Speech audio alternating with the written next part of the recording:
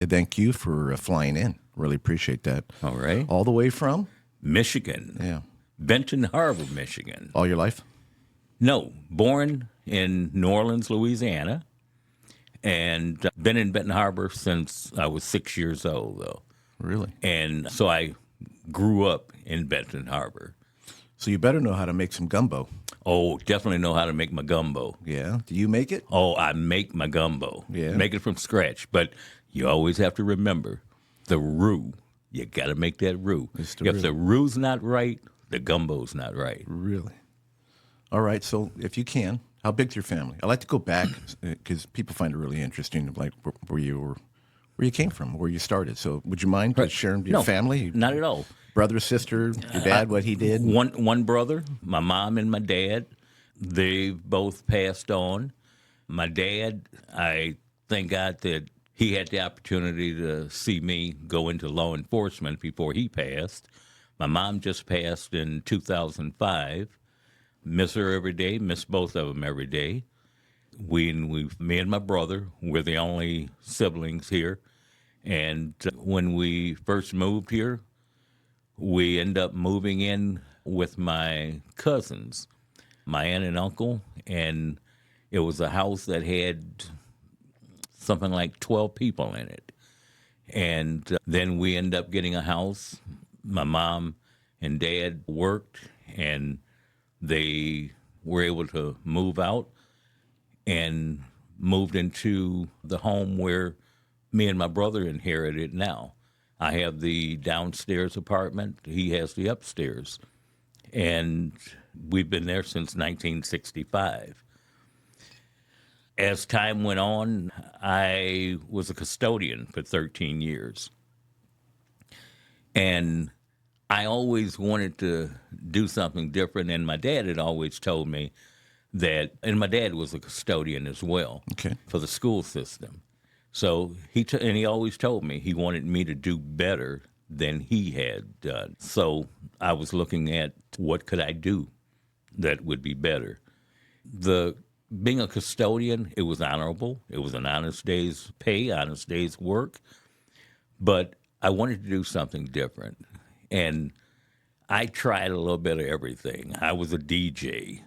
I tried my hand at even I got in touch with these circus people that I was going to put on circus events. Are you talking like Ringling Brothers? Yeah, like Ringling Brothers. Really? There was a group going around to different cities and states that I was actually going to be a promoter for circus around the area. That didn't work out very well, not at all, and I'm glad it didn't. But I always had this sense of wanting to protect. I've always had that sense about me, and I end up meeting and becoming good friends with a gentleman named Denny Olson. He was out of Kalamazoo, and Denny introduced me to the founder, Curtis Sliwa, of the Guardian Angels. And once meeting him, I end up becoming the Michiana Regional Coordinator for the Guardian Angels. Interesting. So let me ask you, that was like in the 70s, like pretty 80s, 78, 79, 80? Early 80s. Early 80s. Yes. Now, wasn't there a group called the Magnificent 13 out of New York that kind of started the Red Beret thing? You ever hear of them? It was in New York. They were doing the subways, or is that part of the Guardian? That's Curtis Sliwa Oh, with the was Guardian Angels. Was he the manager of McDonald's? Was he? Yes. Oh, that was him. Curtis Sliwa actually started the Guardian Angels, and they would patrol the subways. They had the white T-shirts with the red, had an eye in the middle, and representing see all. And we would have this, what we had to learn was that what our motto was is that we are that visible deterrent to crime. We are that image of young people doing good. And we pride ourselves on being the positive influence for the young people coming up. Yeah, I saw they were pretty successful in New York. They did have a couple people injured, one of them I saw. In fact, I actually watched it when we had dinner last night. We talked, and you mentioned that, and I remember it. I think everybody did. It was a really big deal back then. They solved a lot of crime just being visible on the subway, and they still kept it separate from law enforcement because they had that. They were offered in the beginning to kind of team up. A lot of law enforcement did not want them in their community. Law enforcement would see the guardian angels, even in our community. They would see us walking. We had the red beret, the white T-shirts, and if we saw something happening, by our visibility and knowing that we will report it, it's even back then it was see something, say something, and that's what we did. And you guys did training, right? They had like boxing and self-defense classes. We did training. It was in my backyard where training would be as extensive as doing the brick wall. Everybody, before they actually became a guardian angel, and that was the last part of their training, they had to lay flat on their back, tense up, and they would have either me or someone else jump on their stomach. And they had to take first start of a gang. Yeah. First start of a gang. Yeah. But we had a number of the guys that was guardian angels in my group actually went into police work. There's one that's a chief of police right now. There's one that's a retired state trooper. And we had a number of people that did good just by being that in that group. How big were you guys in your area? We had 18. Okay. 18 members in our area. Okay. And then you guys worked different shifts or more time where the problems were, like early mornings. Was it trains? I don't really remember your area.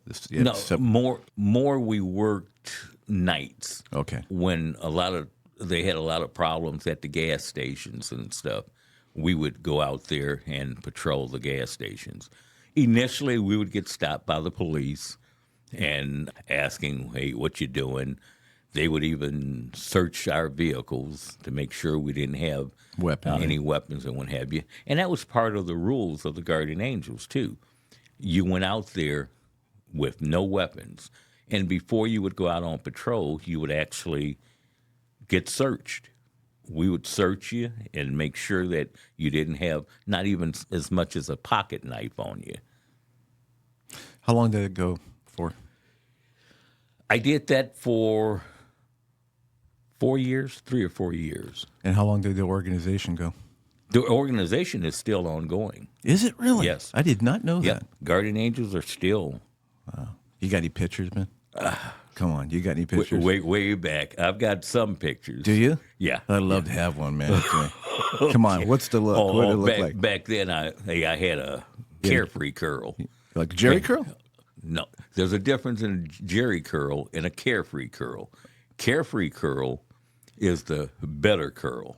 Carefree curl, yeah, it was naturally more moist. Okay. But my curl came down to my shoulder, and I'd put that red beret on. Oh, you were styling. Have it tilted. Yeah, I was. Any jewelry? No, we didn't allow jewelry. No jewelry. That's right, because you guys were walking around. Okay. Wow. I'm really impressed because I do remember that time period.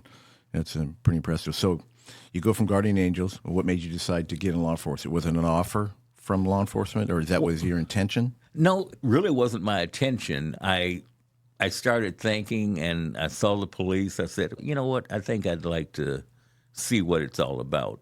So I became a reserve officer, a reserve police officer. And I then started riding with the police.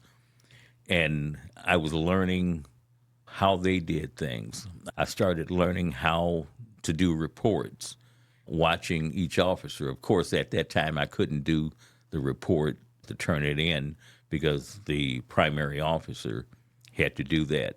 And that officer was the officer. I was the second officer. And as time went on, I started thinking, I'm tired of being the second officer. I want to be the officer. So I started searching around and searching out who could put me in the academy. So I was able to find a department, Eau Claire Village Department, that actually sent me to the academy. Once I finished the academy, I came out and I had a couple part-time jobs in law enforcement, but then I got hired at the sheriff's department inside the jail. I worked in the jail for 8 months. My only problem with the jail, there's nothing wrong with the jail, but my problem with the jail was I felt, hey, I don't know if the only thing differentiated me from the others that had to be in there was that I got to go home at the end of my shift. I ended up applying, and I started on the road with the city of Benton Harbor Police Department. And that department moved fast because there was always something going on, and you're working and you're taking reports, and they were really bombarded with incidents that they had to report. Let me ask you real quick on the custody side, right? That was prior to going into patrol? Custody. Like jail? Jail. When that was prior to going on patrol. Okay, yes. Were you considered sworn when you went in there as work in the jails? Sworn yes. personnel? Yes. Okay. Yes. So that was part of their program. You go to the jail facility. We called it custody. For an example, when I was on the sheriff's department, that was the first assignment. It was custody division because the sheriff, Los Angeles County, is responsible for maintaining. So that's what we did, and I liked it. I actually enjoyed it a lot because you're in there with the element, all kinds of people, all kinds of crime. That's right. It's a great way to learn about people. You get lied to. You get to learn about why they do what they do.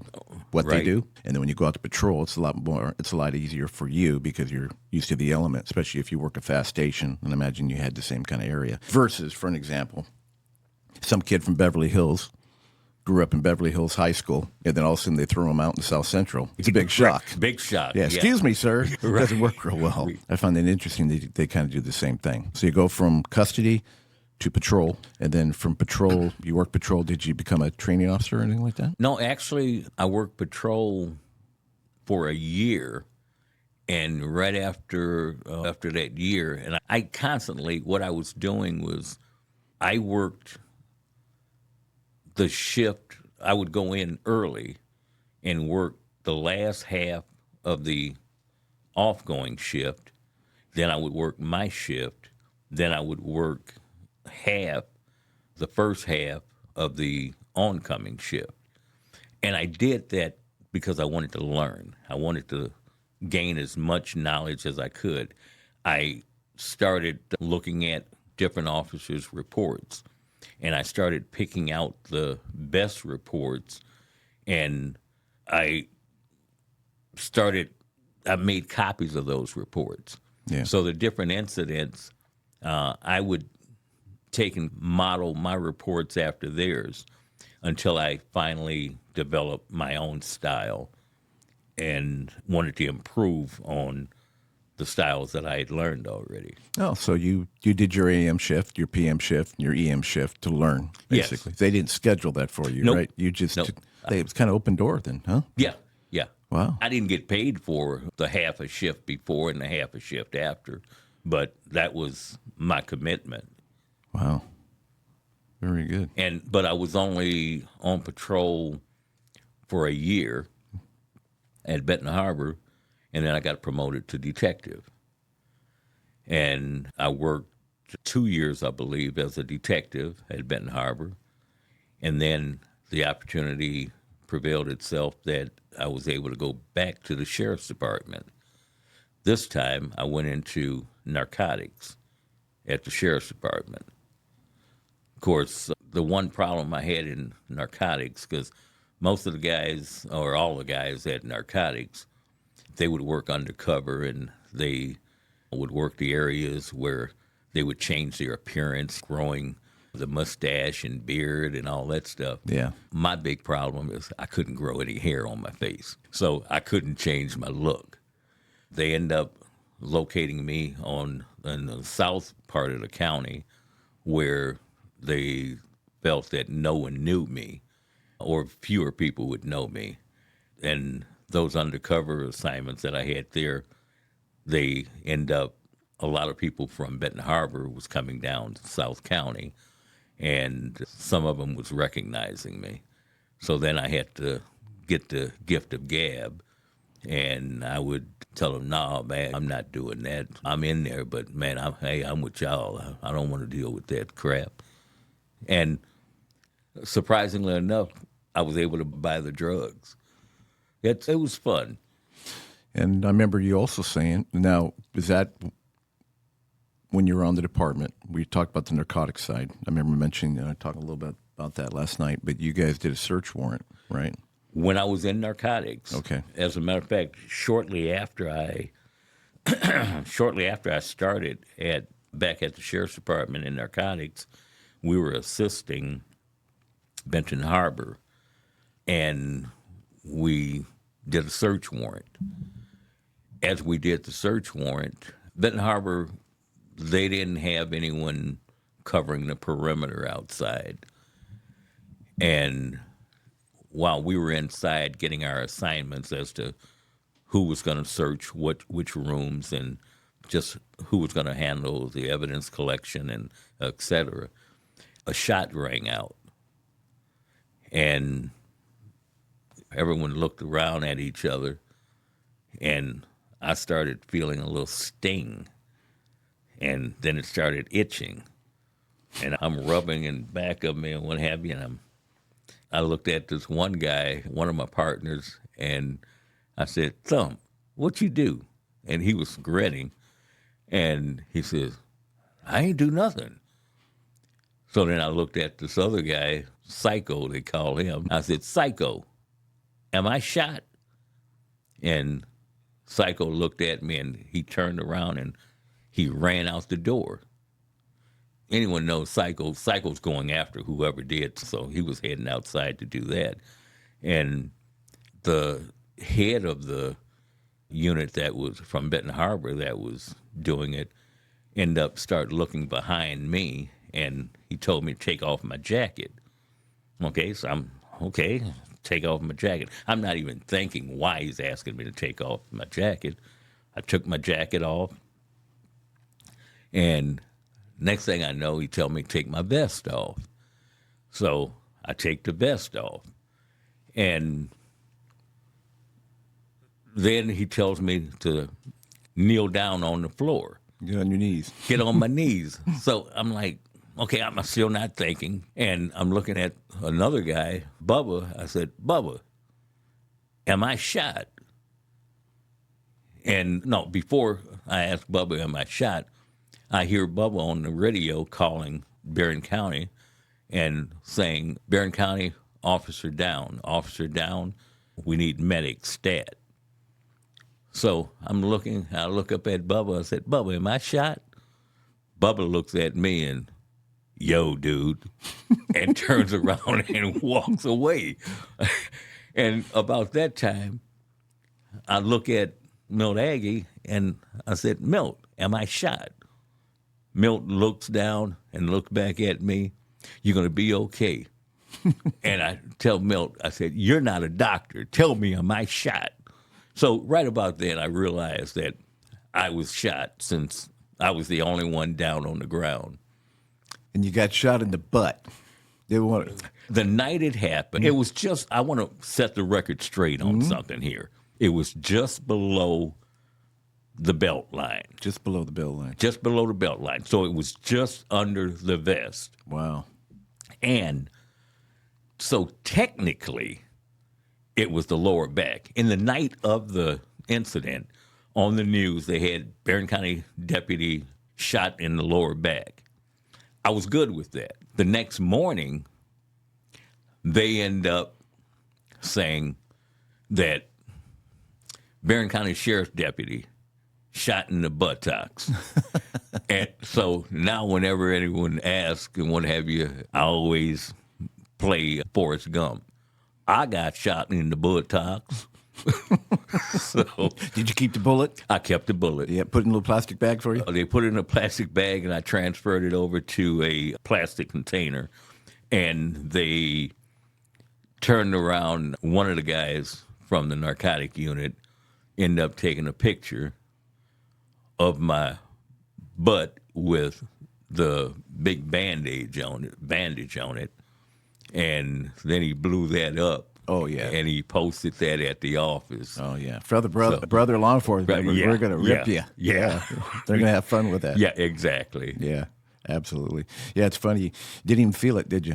I didn't. Yeah. I didn't. Yeah. I'm not going to get to my story, but I was shot. But I was took it gonna in the ask hand. you if you Yeah, would- but I had my hand up, luckily. I had my gun up here, and it went through the car window. There were several rounds through the car window, and it went through the palm area and up to the fingers because of the scar here. But I didn't feel it. I didn't know. But see, that's an honorable shoot.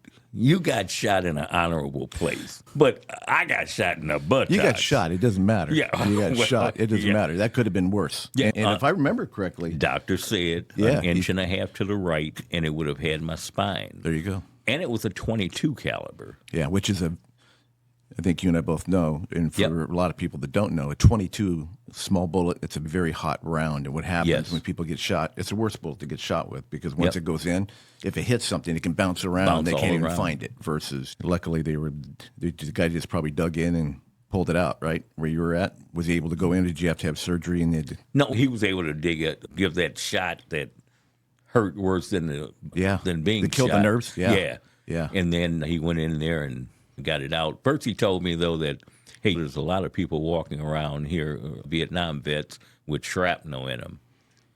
I looked at the doctor and said, Doc, we're not in Vietnam. Get this out of me. Yeah, get this out. Yeah, I didn't need to have that in me. No, absolutely. Good. You're healthy and Yep. you got out of that. And then you mentioned last night, and we're going to get into the security side, you mentioned that you went to the bomb squad as well. While I was at the sheriff's department, while I was in narcotics, I served multiple at the same time. 17 years, I was a bomb tech. 15 of those years, I was, at the same time, I was a hostage negotiator. I was also a computer forensic tech for 5 years. And I was a member of the FBI Violent Crime Task Force, working long-term conspiracy cases. Man. So Did a little. I did a lot, and I tried learning. I was just on a quest for knowledge. I wanted to know as much as I could. So I got to ask you, any really good stories about on the bomb side you want to share? 'Cause that's a arson explosive. We just lost three I heard. deputies from LA County. Yeah. They apparently picked up some, I think it was hand grenades from an apartment complex. They brought them over. They thought they were disengaged or whatever, but apparently they weren't. And unfortunately, they ended up killing 3 of them at the facility, which is a shame. So it's nothing to mess with by any means. But did you do a lot of training for that? Had to go to Huntsville, Alabama, is to Redstone Arsenal. And, of course, you had to get recertified every couple of years there. The best thing that I had going for me is my other team members. I had Boomer, who he ate and breathed the EOD. Yep. And he wrote a book and constantly I learned from him. There was one incident that we end up going to a scene out in the the mall area there in Benton Township. And a deputy had stopped the car, and he had asked the normal questions. Do you have anything on you shouldn't be in the car? Do you have any drugs, any bombs, hand grenades, any other devices in the vehicle? It was 4 kids in there, and they ended up saying, yeah, we got a bomb. So the deputy backstepped, drew his weapon, ordered them out of the vehicle. They got out of the vehicle, and deputy said, where's the bomb? And he says, it's in the car. You want me to get it? Deputy, not thinking, and they said, yeah. So the guy reached in, and he had a pipe bomb. He had the pipe bomb, holding it, and as soon as the deputy saw it, the deputy says, drop it. And the guy says, oh, okay. And the guy and as soon as the deputy said that and the guy was releasing it, the deputy thought, no, but it was already being released. So it banged on the ground. Thank God it didn't go off. So the bomb team was called in. One thing we love is when a device had been moved, we know certain things about it, that it's not that sensitive to motion or moving around. So when we got there, we had our bomb pod that we were going to place the device into, and Boomer asked me, he said, Raj, what do you want to do? You want to pick it up and I get up on the pod and you hand it to me and I put it in the pod? Or do you want it vice versa? And I said, hey, I'll go ahead and pick it up. So we didn't have any bomb suit on or anything. We go out there. Now, mind you, the media is out there. You got the TV stations and they're zooming in. Now, I don't have a copy of that video, but I wish I did.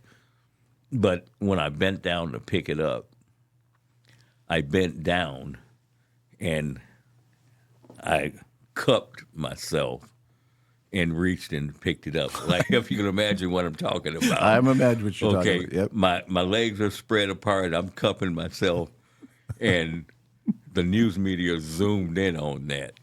And they had this little caption about, this is a way of protecting your family when you're working on it, trying to go after the device. But I got ragged on a lot about that. That's the department, that's for sure. Yeah. Well, you've done a lot of things in a 20-year career? Total 27, 28-year career. Okay, because you went into public safety, or was it? Yes. When I retired from the sheriff's department, I ended up becoming the chief of police, then public safety director for the city of Benton Harbor. Okay.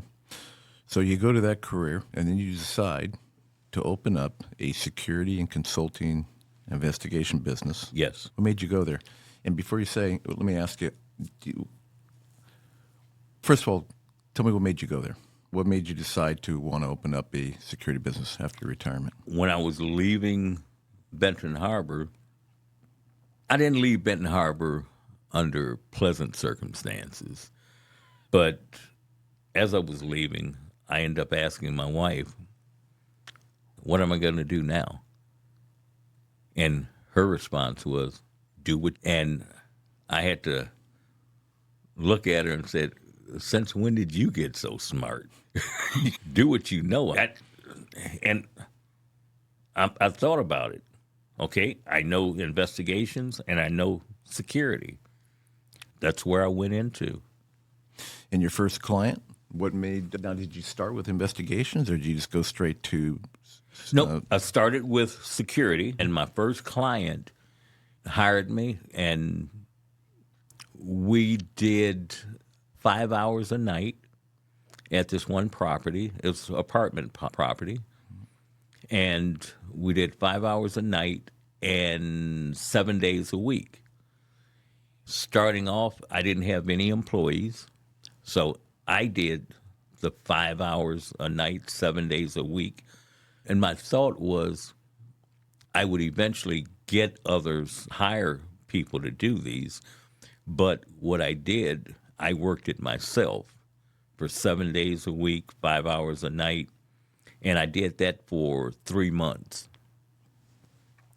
The money I got paid after each of the months, I banked that. And now I hired someone. So now I've got payroll for those people that I'm starting to hire.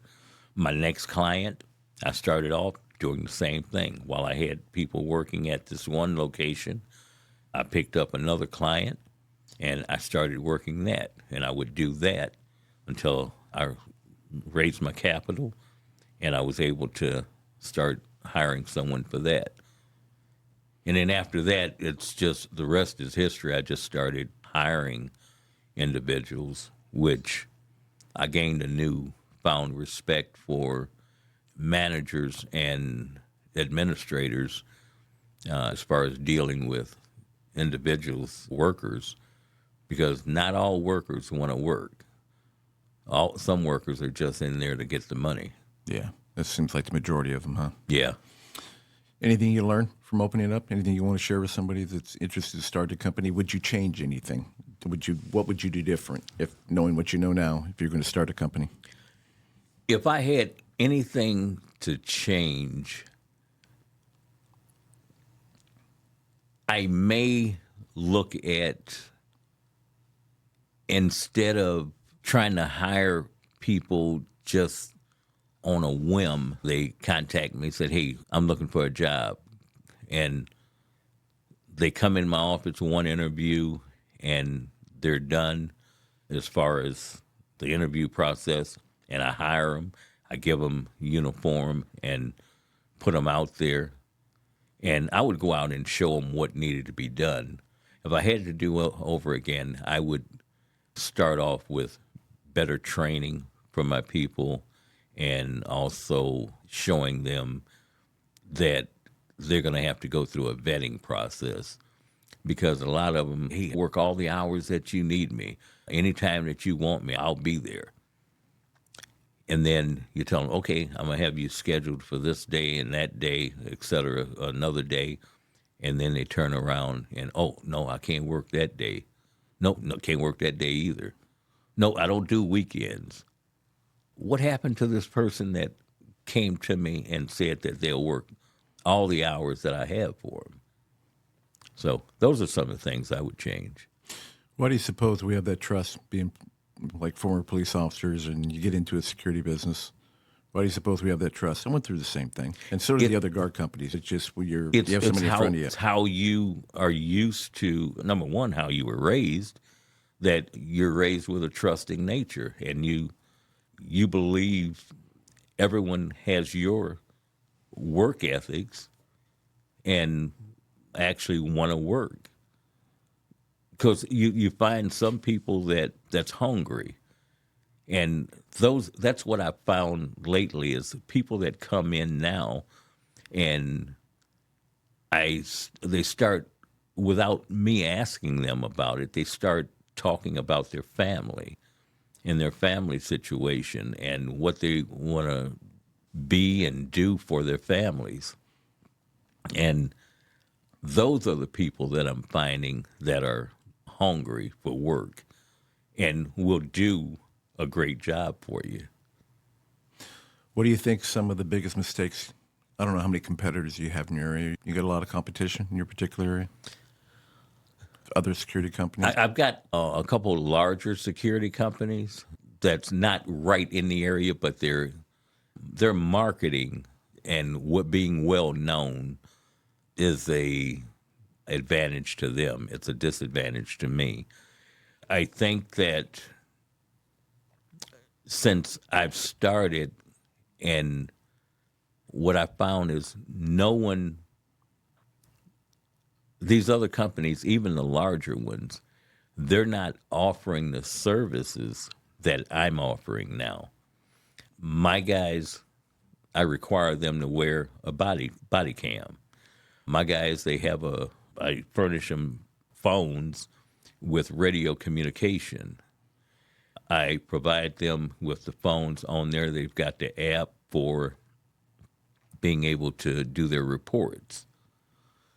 And speaking of reports, when I first started out, we were doing handwritten reports. And I would make copies, because, of course, I wanted to keep a file of all the reports for the dailies. Then I would make copies of those reports, and I would get them to the management, which I would get the property manager their reports by the end of the week. I was only giving them their reports once a week. So it would be a week go by before they knew what had happened on their property. Sure. Then I stumbled on SilverTrack. And SilverTrack, that was a great opening. And I was like, okay, but had the different areas that they need to address. I was able to start sending the clients their reports on a regular basis. By 7 a.m. the next morning, they had their reports.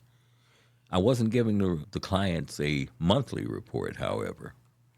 So then, as I was coming, and it was very timely, because as I was coming to the end of my contract with SilverTrack, I got a call from you guys. And I was hesitant. I'm like, okay, I don't know. And it seemed that the other company,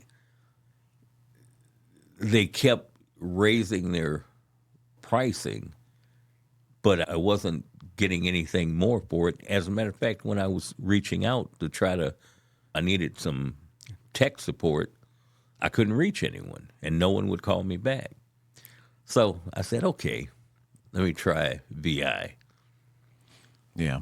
I tried it, and I'm telling you, the first time that I needed someone to call me back, within 2 hours, VI had called me back.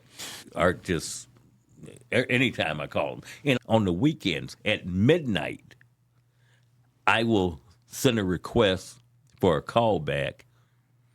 And most times, even on that weekend, I get a call back. When it comes to any type of surface, the difference go back, because since we're talking about, I was the former owner of SilverTrack, that's how we met, obviously, while you're here. We took pride in SilverTrack when I owned it. I sold it in 2019. Can't get into all the details. And that's when the problem started. Yeah. Okay. It's real hard, and I felt obviously horrible. I remained on as a consultant with the group for a while, and the intentions were good. I don't know where that's going to go.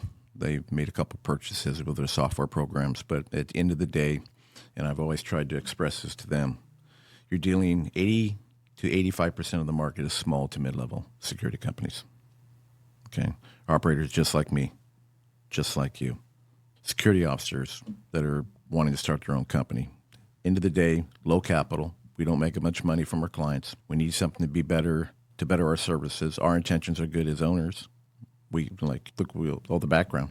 Sure. What we really want to do for the clients. But unfortunately, we have people sometimes that don't want to work. Then it became an accountability, and that's why SilverTrack, when I built SilverTrack, I really realistically built SilverTrack for the clients.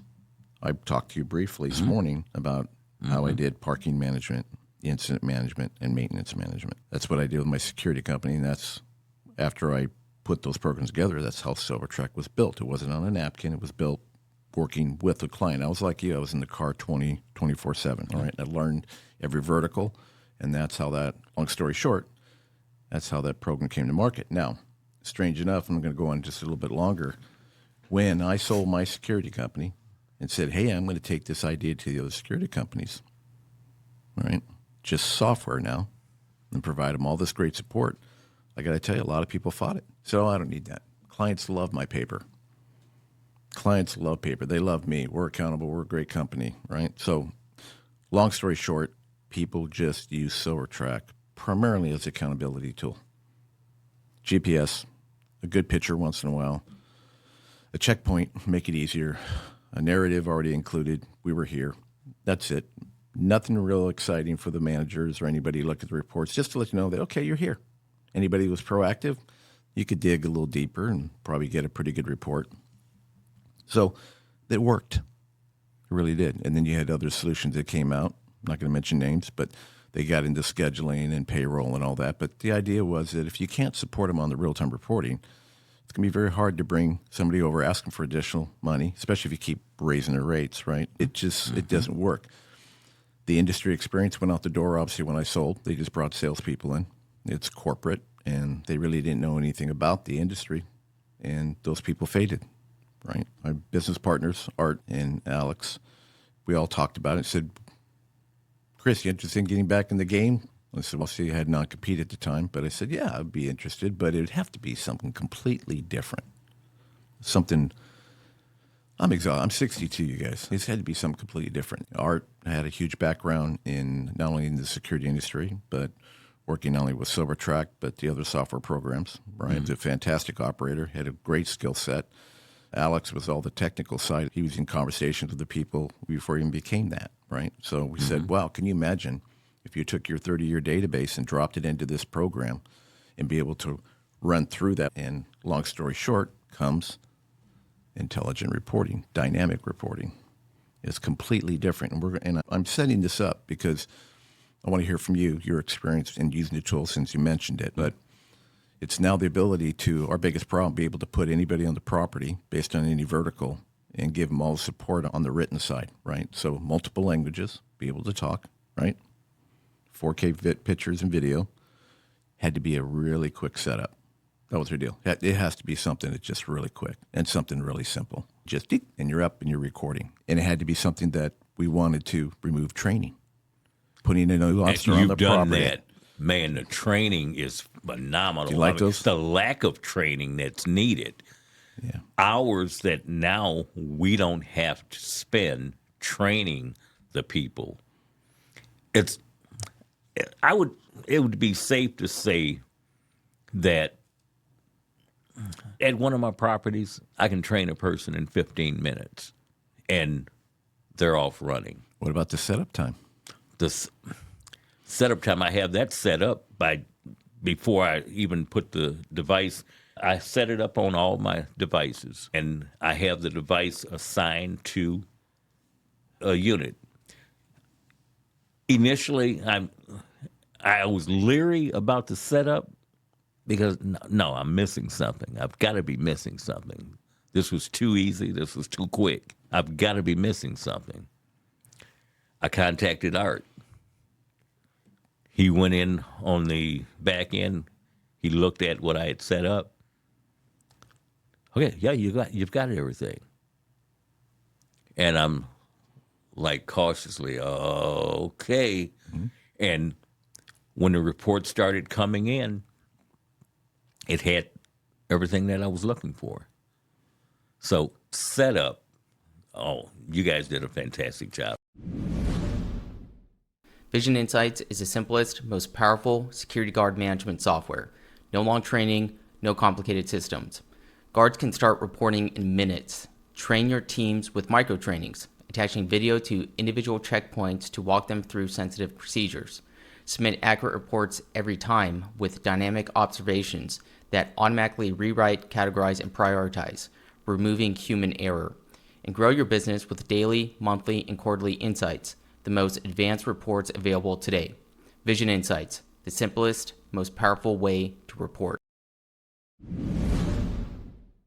Yeah, he did a phenomenal job, him and Alex, working on that end, especially the micro trainings. I was really impressed when he came with the idea to do, hey, let's do some micro trainings where we can do actually not only show them a video right on their mobile to do where to go, how to do it, to do what kind of pictures to take, and then have the narrative below that's instructing them. So if they can't turn the volume up on their phone, they've even got it. Long story short, it's very impressive to the client to know that it just cuts out, did you know? Did you train your guy? Is he brand new? Because our excuse all the time was, the guy's brand new, I'll talk to him, I'll send a supervisor out there. And it's usually the first night, a big contract we really care about, and it happens on that night. Yes, we've eliminated all that. The fact that they don't have to even go in and select a reporting issue. Now, the Silvertrack, you had to do that. Yes. You had to design your own issue types. Right. You had to design your own locations. Yes. And nobody ever did those. And you would have to prioritize it, which is priority 1, 2, 3, et cetera. Right. That's the part with the intelligent reporting. And it's very hard for people to believe. But on your reports to your clients, what's been your response for your clients? Because that's who we really built it for. Again, I want to reassure everybody, this isn't just an accountability tool. What we've done here, you really have to think about it. The narrative, to have somebody be able to talk, tell a story real brief, and to be able to have that in multiple languages, correct that, enhance the note. It keeps the original one for court, of course, but it's bulletproof on that side, right? You can't manipulate the system either. But your response to your clients, that's where I want to hear. When they first saw that beautiful report coming via text and or email, however they want to receive it, with a carousel with all the 4K pictures and videos, right? Done by a C player, what they say? When they first saw that, and the thing about it, this makes me look like I'm hiring truly professional people working. And I was asked first, So you've got a new group of people working now. You've got law enforcement officers working because they know what we're looking for and they know what kind of reports to put in. And the guys was putting in maybe a sentence, a descriptive sentence, and AI would take it and draft up a whole report or at least a whole narrative. And I had to go before a board, one of the property boards, and they end up saying, wow, we asked you to step it up and you just blew it out the water. You stepped it up. And I was asking for an increase from that property. Got it without question. Yeah. Got it without question. Yeah. Let me ask you, you think you're going to get a referral now? Oh, and I have had a referral. As a matter of fact, last Thursday at this board meeting, I had one of the board members let me know that they had referred me over to another property. And I had talked to that property. They're not ready, and they don't see the value in it. I think eventually I may end up getting that property. Yeah, for sure. The unique part is, even with the other reporting that was out there, your officer could go out and report 5 great things, and then there's that one in the middle, that beautiful report that just the picture was dark, it's sideways, narrative is a mess, and it just ruins everything about your report.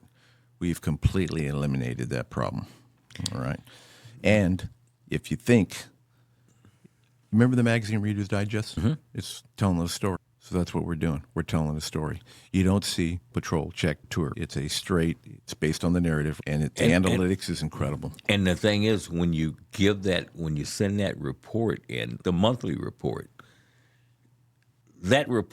it gives that narrative of what happened, or even on a nightly basis, it will tell what happened during that time.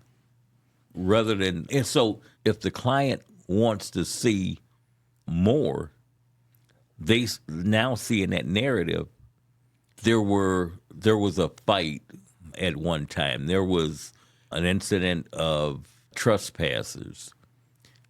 Now the client can go and dig in deeper into the report and find that report or find that incident. Yeah. But it gives them, if they look at that narrative and it's not showing anything of significance, any higher priority events happening, they know, okay, it was a quiet night. Yeah. We know that the majority of the clients, based on our years of experience in the industry, we know the majority of clients aren't going to look at the reports. Okay. What we've done now, we've made it very interesting to look at. It's like an Apple report, we call it, if you're familiar with Apple. Mm-hmm. The design is beautiful. The pictures are great to look at. Not only the pictures, the narratives are readable, but the one part we did is we called the insight report. At the very top of the report, it'll take exactly what the officer did that entire shift and give them a Reader's Digest version, I call it, a narrative. Here's what happened. You want to take a look. Of course, they can go in and prioritize, just hit the top issues. You see all the things that are critical sitting at the top anyhow. But we've made it very entertaining and fun to read now, and it is. It's like everything is a short story. Any officer, any language, short story, beautiful pictures, and most important, it creates the issue type. Because our problem was you go out there and find something really, really important, and the guard would pick something, an issue type that had nothing to do with the actual issue. Right. It gets passed on by the man. That's completely gone. So, again, it's intelligent, dynamic reporting for a reason, not just AI based on all those years of experience in the industry. It's going to be very hard. This isn't, in other words, this isn't ChatGPT correcting a narrative. This has to do with years and years of experience dropped in, which makes us very unique, and we got some super exciting things. But let me ask you, what do you think your return on investment has been? And obviously, you mentioned a little bit about your clients' relationships, seeing a big difference. Has it changed a lot? Oh, it's definitely changed a lot. And it has improved the possibilities of me getting even more clients because I'm looking at going after bigger clients now. And I'm thinking that this prepares me to do that. Before, I was reaching out and the clients, I would be making promises to clients that I had to, after I stepped back, and I said, okay, now how am I going to get this done? I got to figure out how I'm going to do this. Roger, we all did that, right? But our intentions are good as owners. Right. It's the people, unfortunately. But now I can go in there and tell the clients what I have to offer, and it's more than what they're actually looking for. Okay, so let me ask you, from 1 to 100% being fantastic, just percentages, okay? Training issues and improving training in the field and making it easy for your staff, what's the percentage change? 100. Okay. Your return on investment as far as your clients, you feel the fact that be able to secure a client more and maybe possible referrals. What do you think? 110. Really? That much, huh? That much. Okay. Overall use with your officers in the field. In other words, thumbs are too big. I couldn't turn on the phone. I don't know how to use it. What's your percentage for actually being able to put that unit in somebody's hand and let them go to work? And I would have to give that a 90, but that's only based on the individuals that I'm dealing with. That some seem to have a lack of not ability to do it, but a lack of desire. Yeah. And that 10% is always going to be there. It's just right. A lot of it's going to be people that just don't want to work, or they're going to fight, or they're going to test you because it doesn't matter what tool you put in their hand. They're just slum or just don't want to do it or anything like that. I just want to clarify that 90 is not based on the product itself. Yeah. And then the data and the actual daily activity reports, as far as the reporting, the difference between the SilverTrack and the other competitors out there today. Day. Yeah, way Night different. and day. Yeah. You notice it. Yep. Yeah. It's way different. Definitely. Like I said before, Vision InSites had me from the first call back I got when I needed some assistance. And this is something I had never had. So we take pride, everybody on the team, organization takes pride. That's our number one goal right there. The reporting second is customer support. And the software has to work, obviously. And we've done things to even simplify that because we're not having to deal with Apple and Android and the apps problems that people have. Made it. And a lot of the simple. things that I have, I sent it to you guys, and you guys input it, and I don't even have to take the time to put all this stuff together. Yeah. I feel bad when I have to ask Art to put my monthly report together. Of course, and I understand that's a work in progress, that you're making it you're making it available to have, so that I would have the ability to go ahead and draft up these reports. But I feel bad that I'm bothering Art with. You're not that. bothering Art. We're just finishing up some of the user interface stuff, the UI stuff before we put it out. We're careful because we do have the experience in the industry. That's you guys been overpromised several things before. I ran a security company too. I dealt with 2,600 security companies in my 16-year career with SilverTrack. I did not come back at 62. Either did the partners to go in there and tell a story or something that's not true. We're the face of the company, and we stick by to everything we're saying, and that's what's going to be the difference of all. The software speaks for itself. We don't have to sell that. If you've been in the industry at any length of time, and you operate a security company, and you have used any software whatsoever, I'm not talking about your supervisor. I'm talking about you as an owner. If you've taken the time as an owner to sit down and really evaluate what your needs are, all right, this is game-changing, and it's just begun. When the other analytics and stuff comes into play, it's changing. And I have with our body cams, when I download, there's footage from the body cam that I end up downloading, and then I end up posting that footage in the VI, and it's there. So the client now is seeing not only the photos that's coming from the program, but the external photos and videos that I'm bringing over to VI. SilverTrack didn't have the ability to do that. Yeah. At least I never worked it out where it could. Yeah. There's a lot of technology. It does a lot of really cool things, but ours is definitely unique. And the funny part you mentioned, then we'll cut it short here, but you mentioned the fact that you could call Art and drop something in. In our business, in the security business, when we're talking to employees, supervision, or admin people, we have to rely on them to remember to do something, right? Or, hey, when you go out there, train them to do something. Hey, edit that report. Make sure they don't do this again. They don't say the same thing. Because when you're talking, there's different languages for commercial verticals. And here's one thing that I want to get across to you. It's very important.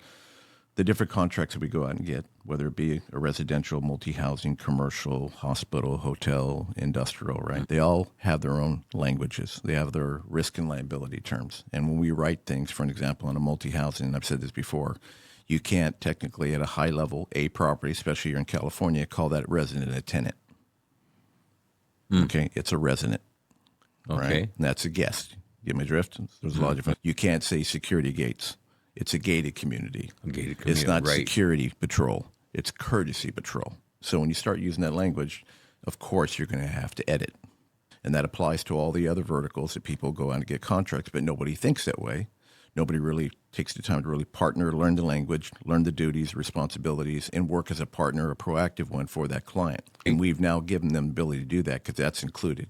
So for an example, when you call up our support team and you say, hey, I wish I could get it to stop doing something like this. With our capabilities, along with our dynamic tool and intelligent, Art can actually go in and make that one-time correction. It gets smarter. You get my drift? It gets smarter each and every time, and it goes across the board. So if you come up with something that needs to be changed, we look at it overall, but it affects everybody. So it's not just going in your system and correcting your little software, correcting or editing a narrative, right? It's applying to everybody across the board. So everybody benefits each and every day and every minute, and it's only begun. It's going to be some exciting stuff coming out. And I think we gave you a little teaser today. We won't talk about it, but what did you think of that? Oh, I can't wait. Can't wait. Yeah, it's going to be a lot of fun. Roger, I want to thank you very much for coming today, coming all the way from Michigan, sharing your story, the law enforcement side. I think a lot of people like to hear that, especially background and where you came from, because there's a lot of people from law enforcement who got into the security business and want to know. And I want to thank you for inviting me. I want to thank you guys for last night. I can't give enough kudos and praise to VI since we've had it. It's definitely a game changer. Yeah, we appreciate that, and we really do. And I hope to get you back here. You're going to come back, right? You like the weather, right? Oh, yeah, I like the weather. What do you think of the studio? Yeah, man, this is a dynamic studio, and isn't it? I'm jealous. You come back here anytime. You're part of the family, right? You're part of the family now. And everybody everybody tied to Vision InSites is family. This is something that really needed to be done. It's definitely my give back. Art's the CEO. He's doing a phenomenal job. Team, great background. We've got the direction to where he's driving this thing. Great. We're going to have we just begun. Hey, there you go. We just begun. So there you go. Let's do this again, okay? Okay, looking forward to it. Bring your wife Lacey again. Boy, she was a kick. She was a kick. You're a lucky man. You're a lucky man. That was a lot of fun. She thinks she's the boss. You always let them think that. Yeah, we'll get into board. So get you back here again, and we're going to have a good dinner tonight, too. And you're flying out tomorrow sometime? Yes, flying out tomorrow morning. And you get to go back to that big security business. But with some different... Through our conversation, you've given me some other ideas that I'm going to sit down with. My business is a family-owned business. I have a few people that's involved in that. Of course, my wife, Lacey, and my oldest son. And then there's another young lady. She handles my books, and she gives HR. She handles the HR part of it. And that's Tish. And she's phenomenal with buying into my vision and what I had viewed or saw this with that family element there. They see what I want to happen with the business, and they're pushing forward to make that happen. Yeah, You got the Vision InSites, don't you? I got Vision InSites. Right, that's good. And I try to tell people all the time, come to the studio, give us a call. I've got 30 years plus experience. Other partners, Art, like I said, he's got tons of experience. The team, Thomas and Curtis, and again, 10 years experience in real-time reporting, working with support and security. Got a lot to offer. And again, we're going to sit down, we're going to talk about your business, and we can help you do a lot of things to help you improve it. So it's just not about software. And you want it to feel like a family. That's most important. Great. Greatly appreciate it. Yep. All right. Thank you for coming again. And Okay.